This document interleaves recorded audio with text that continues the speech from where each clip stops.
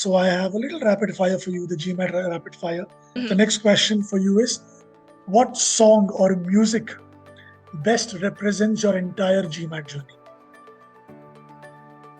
So I would say there is this one song. Did you ever have a hilarious or an embarrassing brain freeze moment during a GMAT mock session or the test day? What happened? So it was a very simple question from Circles. Hello, everybody, and welcome to yet another success interview with us. And this time we have a successful student, another successful student, and this time it's Ayushi. Ayushi recently scored a wonderful 730 with a Q49 and her dream verbal score of a V40. Ayushi's journey has been a long one, and she's been kind enough to find out some time out of her vacation right now, and she's here with us to share her journey and her learnings with all of you here. So a lot of you, I'm sure, are planning to start their GMAT journey, or some of them are right now stuck at a particular point in the GMAT journey. This interview with Ayushi and her journey is going to be an eye opener. She's going to reveal a lot of secrets, a lot of decisions that went her way, a lot of decisions that probably did not go her way, and taught her a lot of lessons that finally helped her to score a final GMAT 730. And here she is. Thank you so much, Ayushi, for doing this. A warm welcome to you as well. How does it feel to score a GMAT 730 and to be here giving this interview? Hi Dhruv and hi everyone. So I just have one word for this, that it is extremely relaxing. Right, okay, that part of my life I'm now done with, because as you Right, said, it has been a long journey.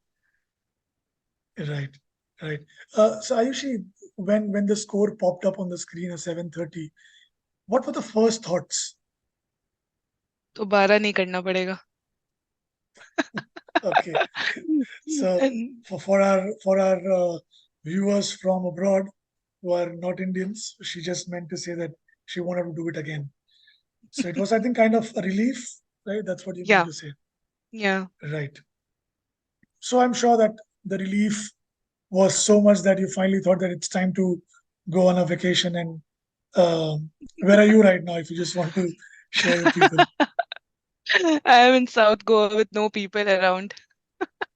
Oh, so the most ideal destination probably to Yeah. have some peace of mind after a stressful journey, I would say.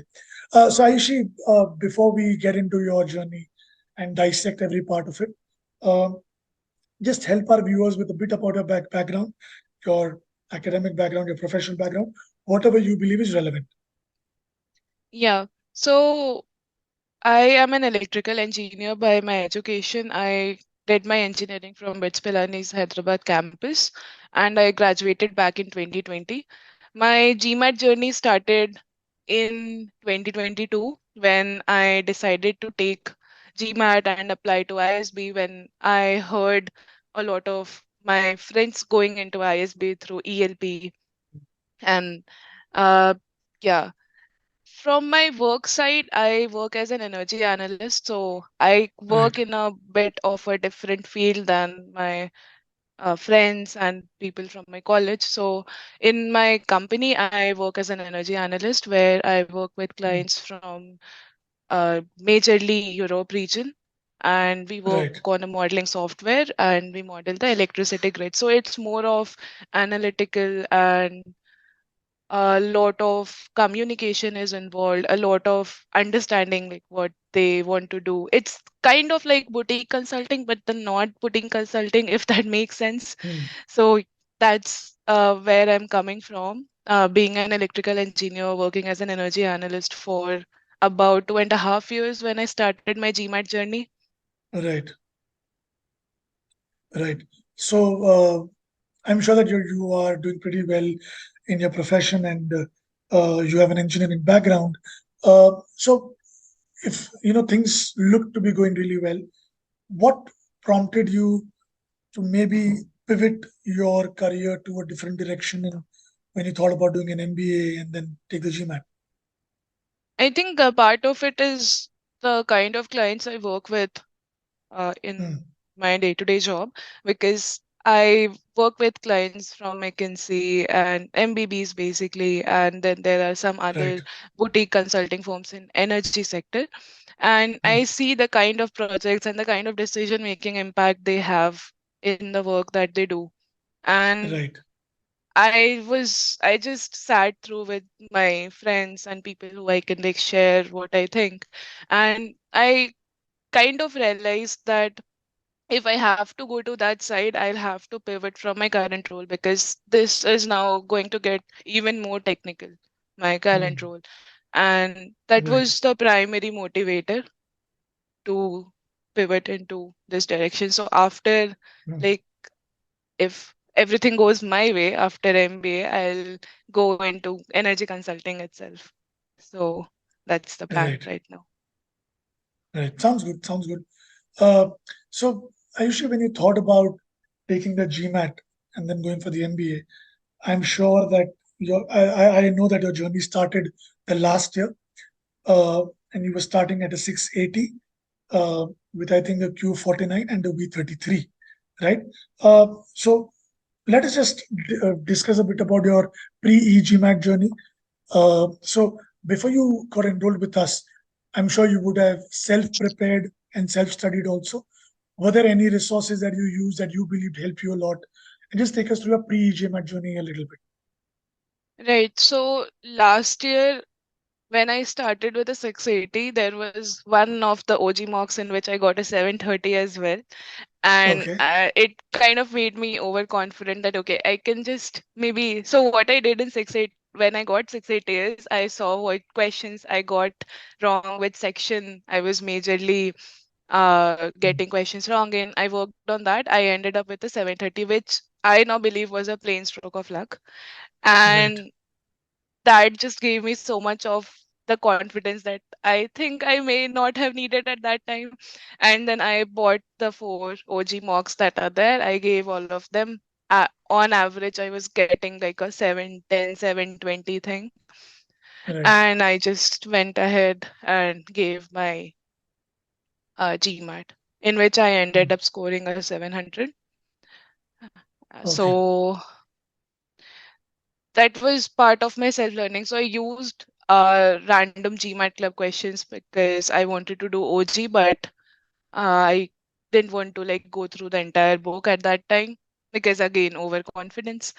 And I used to give OG quizzes from GMAT club and then give the Right. OG mocks. And then Mm. I ended up with a 35 in verbal by doing this, Okay. and quant was the same. All right. Uh, so now that after using these various resources, you scored a 700, which is a massive accomplishment. Let me tell you that. So kudos to you on Thank that. you. But what was it that then propelled you to think that you needed a maybe a bit more structured approach, and that's when you maybe thought of researching and looking for some GMAT test prep companies. And what made you end up with eGMAT? So I applied to ISB last year and I was Oh, okay. rejected. And All one right. of the feedback I got from ISB Atcom, apart from the other factors that contributed, was my low GMAT score, especially in the verbal section, because in quant everyone gets like a 75th percentile, most of us who are engineers. Right. So they said that my verbal score is very on the lower side, not very low, on the lower side. Ah, yeah. And I can work on it because it is something that is comparatively easier to do rather than go back in time and change something from my undergrad or uh, Yeah, yeah. something else. So that's when I started looking for the test prep companies. Last year also I did e-GMAT trial, where Hmm. I did some questions, but I found the questions very difficult, so I then stuck to OG only. So I knew there was something called e-GMAT existing at that time also. Hmm. This time I explored it a bit more, and I think more credit will go to my friend. Uh, who I did my GMAT prep with, because he was the one who like insisted that okay, we can both take these courses and then we can, Mm. because it will also gamify the prep for us, especially in Right, the verbal part, because we can see how much effort is remaining, what scores are we getting in the sectional right, quizzes. So he also did one of the trials, and he did it for CR, I think, and he really liked it. So that was also one of the reasons that we ended up buying e-GMAT. right. So you are mainly, I think, looking for a verbal improvement, and that's what Correct, maybe, you know, correct. Yeah, right. Okay. So if we talk mainly about the verbal journey, yeah. uh, so you started with the V33, moved to V35, and then you started with the preparation. Uh, when I was going through your entire prep journey, despite being at a V35, I saw that you went through everything very diligently. This time you weren't overconfident like you were in the previous attempts. This time you, I No, think, that changed, definitely. yes, right. This time you had made up your mind that I will not leave any stone unturned. I have to go through everything, and you actually went through the basics. How Yeah. do you think the basics helped you get to a V40, and how did they, build your foundation? So uh, I'll tell you what. So RCs is something that I was always very comfortable with, and Okay. SC and CR was something that I kept on struggling, Hmm. and I just decided that I'll work on my essay. So if you will see also the timeline, I think I Right. spent like at least 2.5 weeks on essay. I watched the modules, redid Hmm. the quizzes. So Right. I think even now I would remember most of the e-GMAT questions that I Okay. did, because I did like twice. And Right. from the basics point of view, what I thought was there were a lot of things that I thought was something that I knew Right. just because we use English so much for our day-to-day use. Hmm. But at the same time, there is some kind of confidence when we know that, okay, this is a rule that I'm applying over here.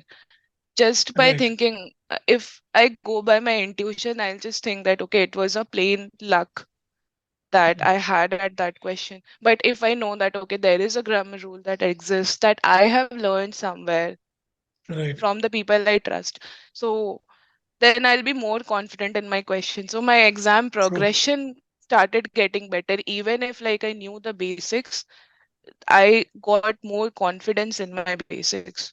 So I think Hmm. that part is something that got very, very better Right. after doing those basic videos. Right. So while you were going through the SC course, look, you were at a V35 already, which means your SC wasn't as bad as that you had to Yeah, yeah, literally do everything again. But being at a V35, which indicated that there was certain things that you were doing right, yeah. right? You had certain kind of a strategy in your mind that was working to an extent, maybe not with hard questions, but at least with medium and medium hard questions. So, how was the journey of unlearning whatever you knew and then learning the new meaning based approach and then trying to apply it? I'm sure it would be difficult. Just take us through that. So I would say that I didn't really have an approach that I needed Okay. to unlearn, because majority of, so I did not do RCs from e-GMAT. I only did SC Hmm. and CR. And Okay. for CR, I used to go by plain logic. So I Hmm. just used to break the statement when I was doing it by myself, that, okay, this Right. part here states that, this part here states this, then how do these two come together in an argument? Right. Like, for example, if it's a boldface question. Hmm. For SC, it was plain intuition. Like, if I used to read a lot, so I used to know the typical sentence structure. So I never struggled with like parallelism or idiomatic structures. Those were Right. something I was very comfortable with, because I used to be a very avid reader. Now I don't have the attention span. So Okay. um, But as I said, like intuition could only get me to 35. It could not get Right. me further than that. And I just took what I knew intuitively and then connected the meaning based approach Right. together. And Okay. there is, I think, a 7-step process for SC that e-GMAT has, where it checks for, say, the pronoun errors, the parallelism errors. So I started Right. doing that.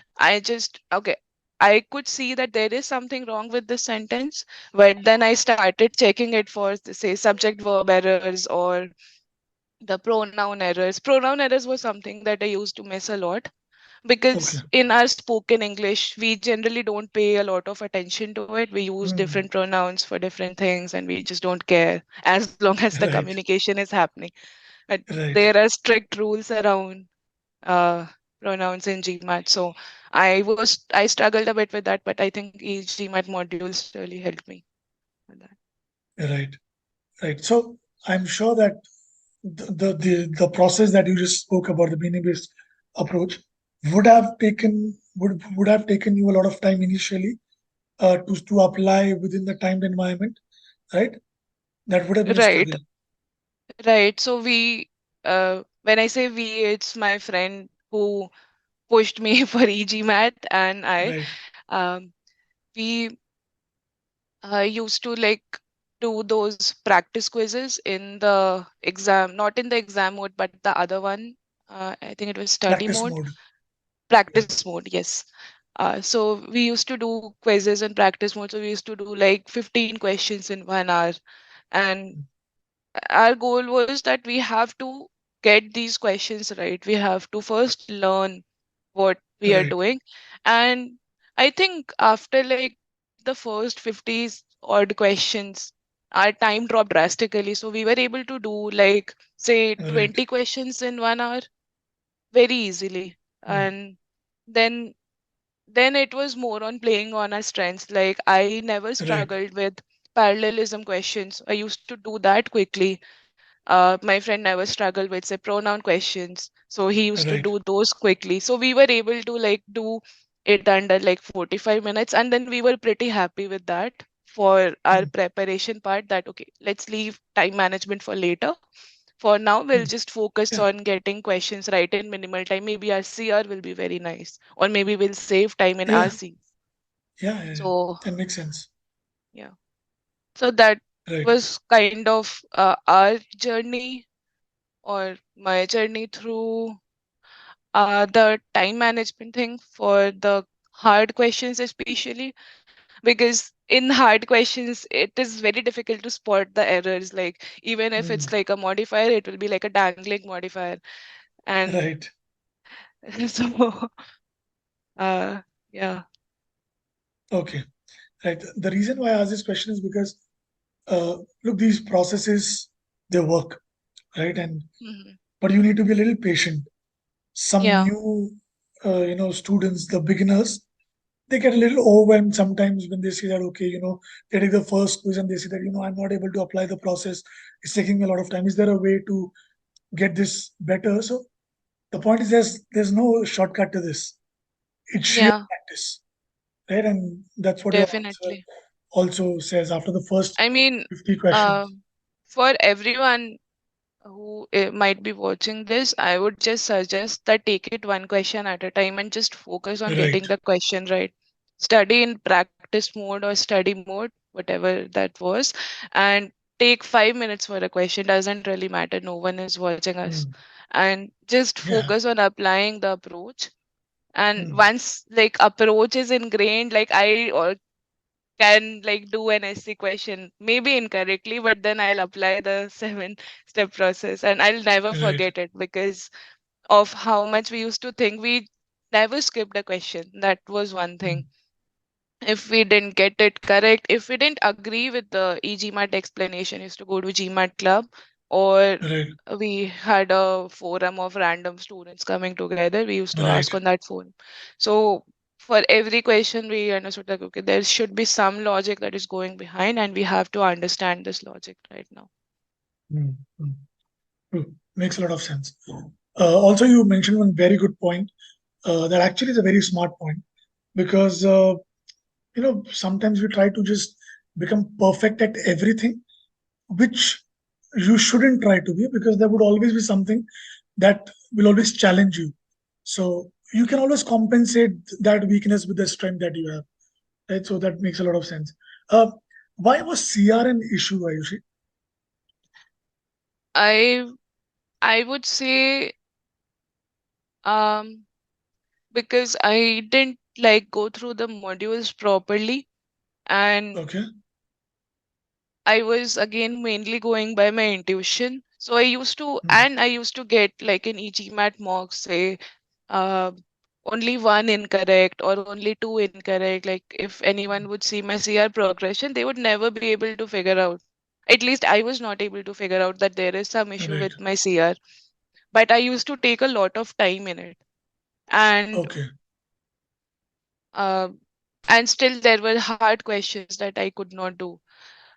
So I would say that because I was able to do the medium hard questions and sometimes hard questions with reasonable accuracy and in under 2.5 minutes, I never thought it was an issue. So Right. it was an oversight on my part. It was just lack of, the subject matter knowledge. So, and the confidence Hmm. also. So, like, if I know that this is how I have to approach this from, like, for boldface, there was this Right. beautiful way that was taught to us by you guys, where we had to divide, like, the entire paragraph, fact, clause, something, Right. something, something. And then we can connect the two boldface parts very easily if we just relate how it goes with the main conclusion. A very Right. simple thing, it hardly takes 1 minute, but then you can reach to the answer in like the other 30 seconds just by skimming through the other Right. options. But if you don't go by that approach, there is Right. no way in hell you will be able to solve the boldface questions, at least Right. if you are someone like me. But even in my GMAT, I got, I think, three boldface questions. So in GMAT, this I have observed, whichever topic is my weakest, I always get questions from that. Whichever topic is my strongest, I Right. never get questions from that. So in my Okay. GMAT, I got, luckily, boldface questions. Three of them, I was able to solve all three of them in like 1.5 minute, just because Right. I could see, okay, this is a fact, this is a claim, this is a judgment, this is that, and just, yeah, done. Okay. So when you mentioned that, uh, that you oversaw certain gaps in your Yeah. CR preparation, was it because you were not able to apply the process correctly, or do you think there were some conceptual gaps, or what was it exactly? I didn't know the concepts. That it was 100% a conceptual gap. Okay. Okay. So I had only limited time. I had 1.5 months with Hmm. intermittent breaks because my work was going very hectic at that time. Yeah. So I had very less time. So I tried to focus mainly on SC Hmm. because I thought that I'll be able to do everything else. Let's just focus on SC. Right. And yeah. So I kind of overlooked CR. I did the scholaranium, by the way. I did the scholaranium entirely, but if someone would see the time, they would see that I was able to do it in under, say, 3 minutes or two and a half Hmm. minutes. So it's not gonna help me in the actual exam. So I Hmm. should have realized that thing sometime before my second attempt, but I Right. missed that. Right. If I think the last week I kept entirely for OGs. So the last Hmm. week before my second attempt, I kept entirely for OG advanced, and I struggled so hard in the CR questions that I had mentally lost in the GMAT CR. That okay, I know I won't be able to do this in the exam. And Right. even in the first set, there were a couple of CR questions that I was not able to do in my second attempt. So Right. yeah. Okay. But then, of course, this little verbal journey we'll speak about a little later also, because Yeah. I believe the final attempt, before the final attempt, we were only focusing on verbal and trying to get it right. And we Correct. did, right? So we'll speak about that a little later. Uh, since you mentioned that you did not go through the RC course, I am sure that you would not be aware about a few RC strategies that we recommend or we teach, right?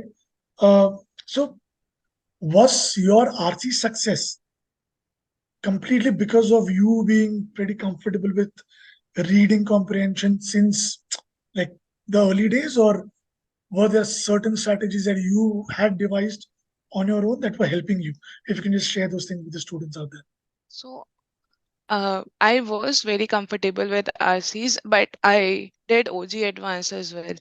And Okay, I did the all the RCs that are there in OG Advanced, and I was right. able to do it in like 90-95% accuracy.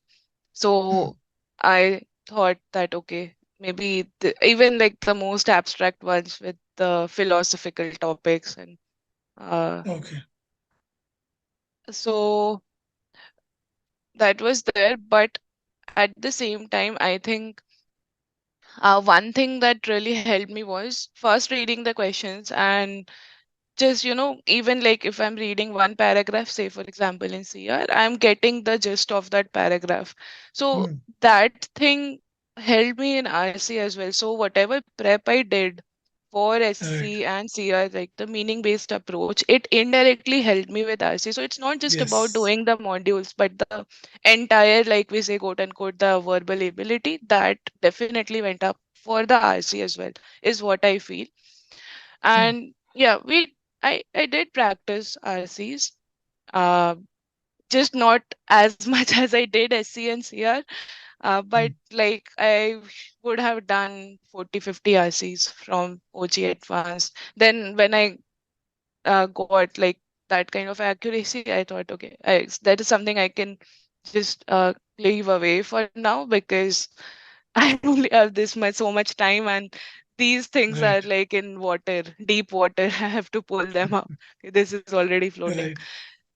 So, but I would say that uh, at least some percent of contribution would have come from the increased ability of, like, critically reading a passage, and Right. then for each sentence, like if it is a very difficult abstract kind of sentence, then what meaning it Right. could have, the importance of sentence structures, being comfortable with the modifier, complex modifier sentence structures, those Right. things.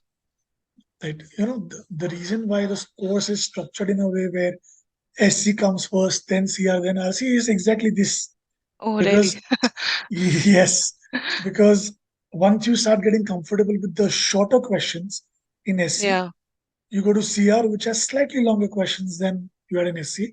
So Mhm. that's a gradual improvement in your reading speed, your comprehension speed, your inferring meaning speed of the Yeah. question, and then you go to the passages altogether.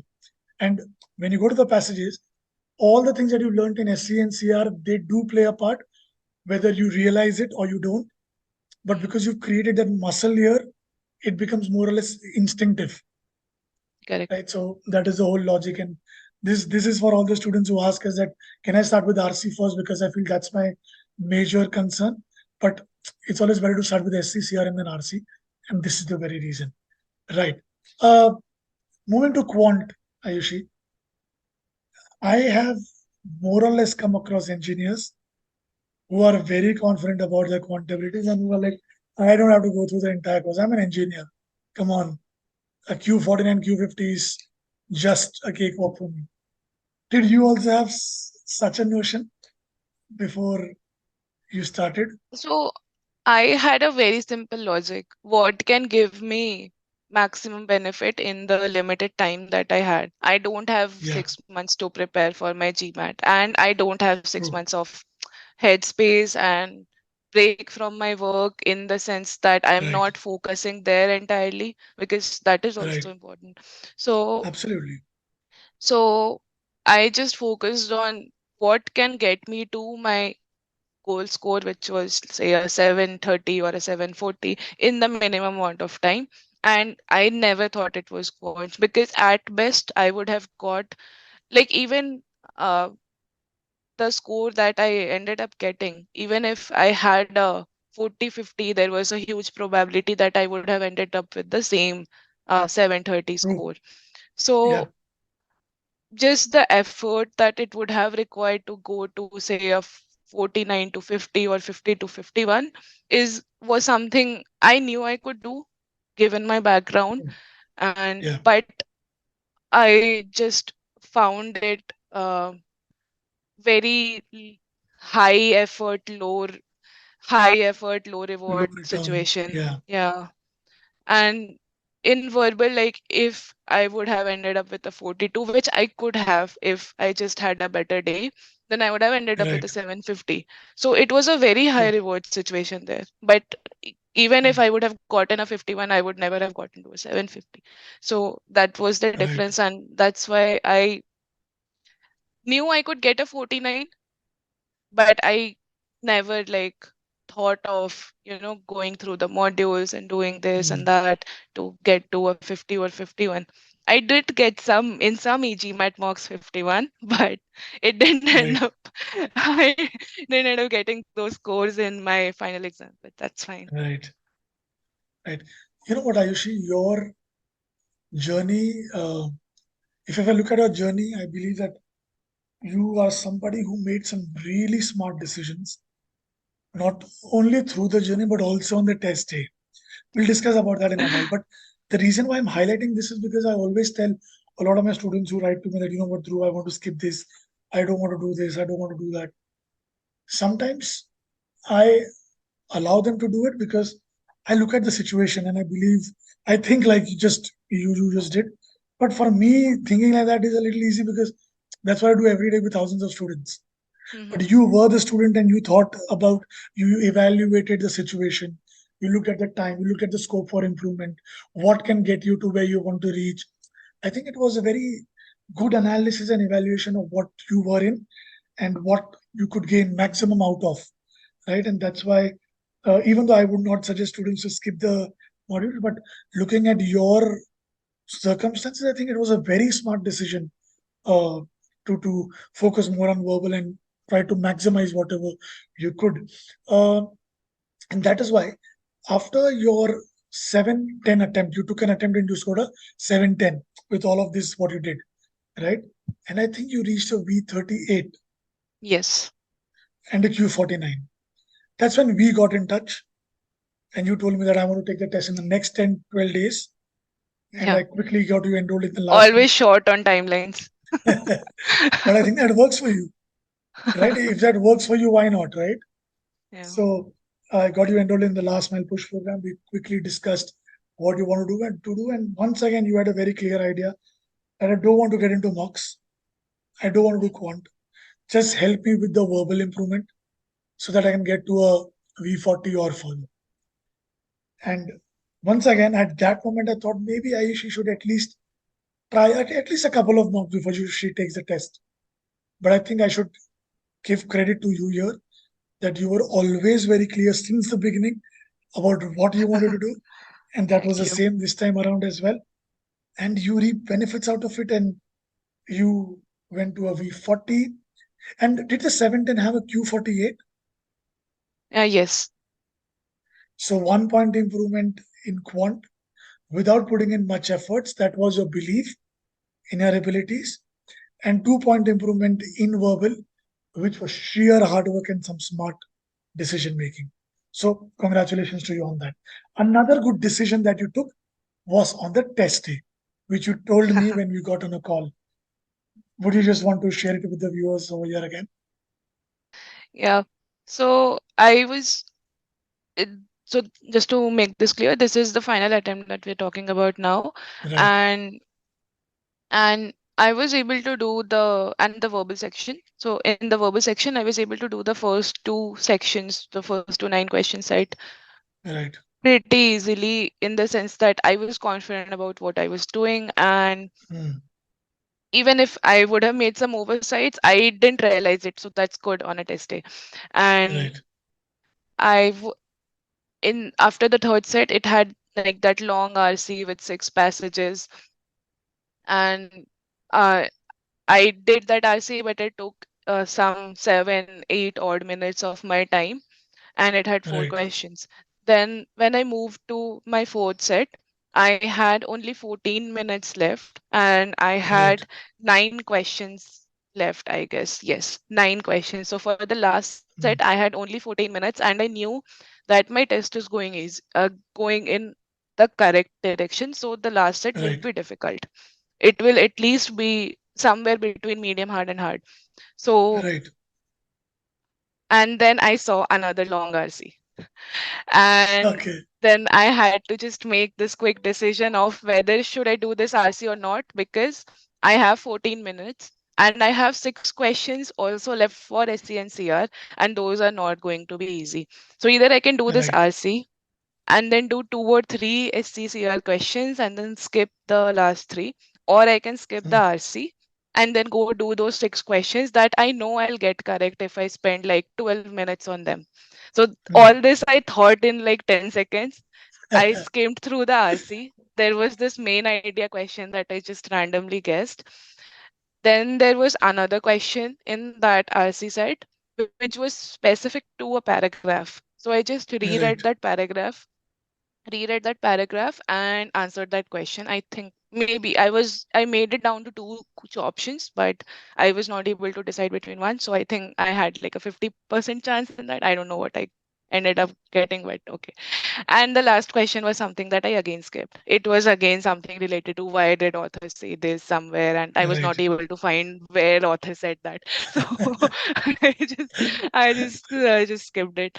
And then Right. there were 6 questions left of SCCR. I was able to do 5 of them pretty confidently.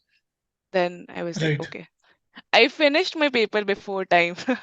I I skipped Okay. questions, but I ended up finishing my paper like 2-3 minutes before time.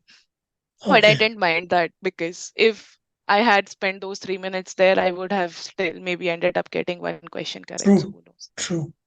So In the hindsight, everything looks beautiful, Ayushi, right? But I think yeah, another good quality that I just realized about you is that you make your decisions and then you back them, and whatever the outcome, you accept them, and you're like, I'm still happy with whatever I could get. So I think your decision making skills are fabulous, Ayushi. thanks. Maybe you can say that to ISB Adcom Oh, I would as a love to do student. that. Maybe we can share this interview with them, and maybe you can get through. All right. So the final score was a 730. You got to your V40, a wonderful improvement from a V35 to a V30, then a V38 to a V40. So a lot of sub journeys in between in this one entire journey. So well done on this. So now that we've come to the end of your journey, and a wonderful journey, I would say, a short one, but with a lot of clarity, something that I would certainly preach to all the people watching this video. Uh, you all must learn to be clear in your journey, like Ayushi was, and be content with whatever you get and make some good decisions, because every decision has an impact on your final score. And Ayushi is a great example. So Ayushi, I would want to uh, end this interview on a fun note. So I have a little rapid fire for you, the GMAT rapid fire, which will have 5 questions. Try to answer them quickly, and I'm sure you'll do well because you are good at it. You just spoke about the decisions that you made in those 10 seconds. So I think you'll do really well here.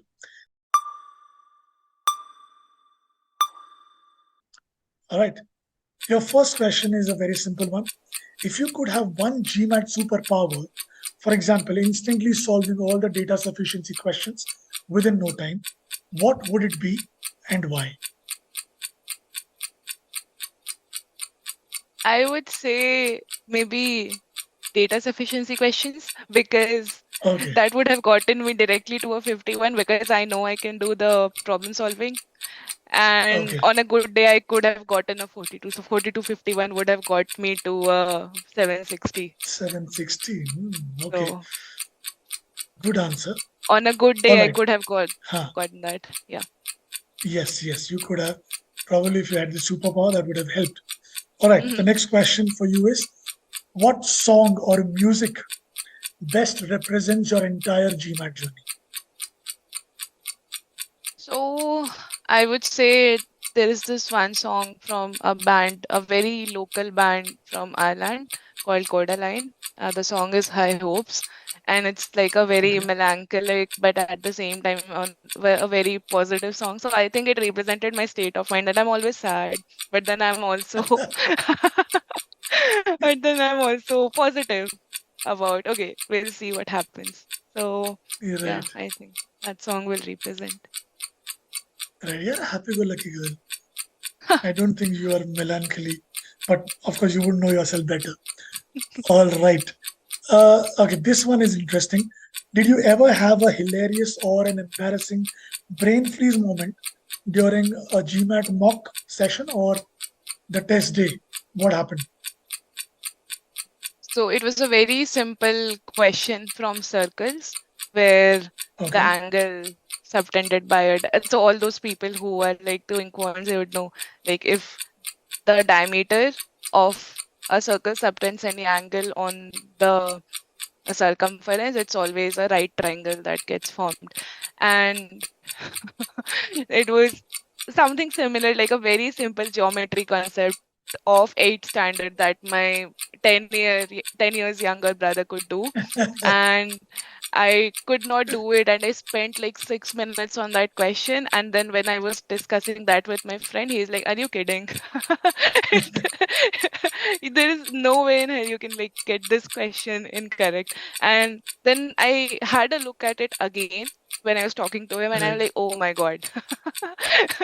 So, and I just I just slept through that night. I didn't do any questions that night and just woke up again, and I did some hard level geometry questions just to give myself some peace. Some confidence. I Yeah. understand. All right, last two questions to go. If you could go back in time and give your past self one piece of GMAT advice, what would it be? Don't rely on mock scores. Okay, Like and people say OG scores are something reflective of what you're going to get. It is not. I can fight with anyone who says that. okay, It a lot depends on the kind of questions you get, kind of RCs you get, whether the CR questions you got in your set were something you were comfortable with. Maybe you will get CR right. questions from a topic that you are not comfortable with. Maybe you'll get RC from something very abstract. There are a lot of Hmm, variables that come in. Even if someone ends up getting a 40 40 40 in OG, they may end up getting a 35 in the final exam, just because uh, there is certain reliability when you are doing things with meaning rather than when the things go your way. So right. that's what I would say Wow, to everyone. that's a nice one. And the last one.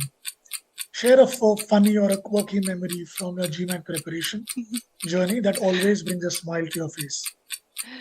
So basically, when my friend and I we started our GMAT journey, we started with like, okay, we're going to kill it. We'll get a 770 words in a 770, and uh, then we gave our first mock, and he ended up getting a 660 because he didn't do SC at that time. I ended up getting a 700, 710 because I had given a previous attempt, so I had some Right, ability already built up. And then we were like, okay, maybe on a good day we can get to a 750. And then that number kept dropping after every e-GMAT mock. And then eventually we were like, okay, if I get a 720, I'll be done. So that was the right, mindset we went through on our test day. So I just find it really funny, like our expectations were also adaptive, like e-GMAT mocks, right. the Wow, progress that's and a nice comparison. Nice. I'm sure that you will cherish these memories of your GMAT journey alongside your friend for a very long time because you would have had some great moments, and yeah. these will stay, and this would have made the GMAT journey even more special. Right. So with this, Ayushi, we come to the end of your interview and this wonderful journey. Of course, you have a bit of more milestones to achieve ahead in this journey and also in life. You've already applied uh, for ISB round 1, I think you have, Yes. Yes. right? And we'll all keep our fingers crossed for you, and we'll pray that Thank you you. get through. And I would love to hear from you and celebrate that event as well with you. So Maybe thank you so not Goa much. this time. Yeah, sure. Why not? Right. So I wish you all the luck and all the best for the next Thank you. steps. Thank you so much for doing this, and all the best. Keep in touch. Thank you.